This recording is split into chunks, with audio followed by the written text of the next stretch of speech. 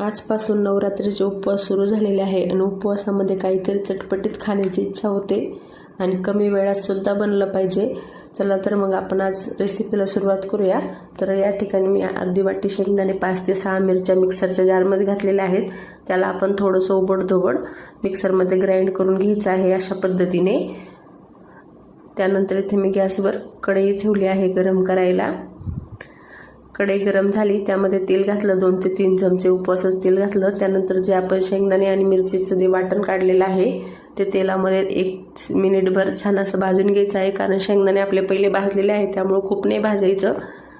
तर या ठिकाणी मी 1 वाटी भगर बनवत आहे। तर 1 वाटी भगरसाठी मी इथे 3 वाटी पाणी घातलेलं आहे आणि भगर सुद्धा आपल्याला थोडीशी भाजून घ्यायची आहे। 1 ते 2 मिनिट मी भाजलेली आहे अगोदरच। त्यानंतर या पाण्याला छान अशी उकळी आली की आपण त्यामध्ये भगर घालायची आहे।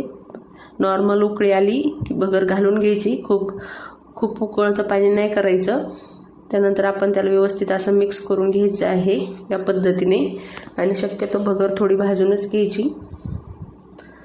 1 चमचा मीठ घातलं। त्यानंतर त्याला आता आपण छान असं 5 ते 7 मिनिटं वाफायला ठेवूया, तोपर्यंत आमटी बनवून घेऊया। तर पाव वाटी शेंगदाणे घेतले, पाऊण वाटी 5 ते 6 मिरच्या घेतल्या, त्याला वाटून घेतलं। त्यानंतर त्यामध्ये 4 ते 5 चमचे पाणी घातलं, परत एकदा मिक्सरला छान वाटून घेतलं, अशी पेस्ट बनवून घेतली।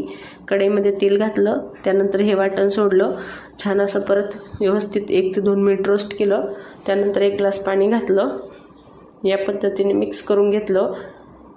त्यामध्ये सुद्धा 1 चमचा मीठ घातलं आणि छान असं उकळून घेतलेलं आहे। आमटी छान शिजवून घेतलेली आहे मीठ घालून।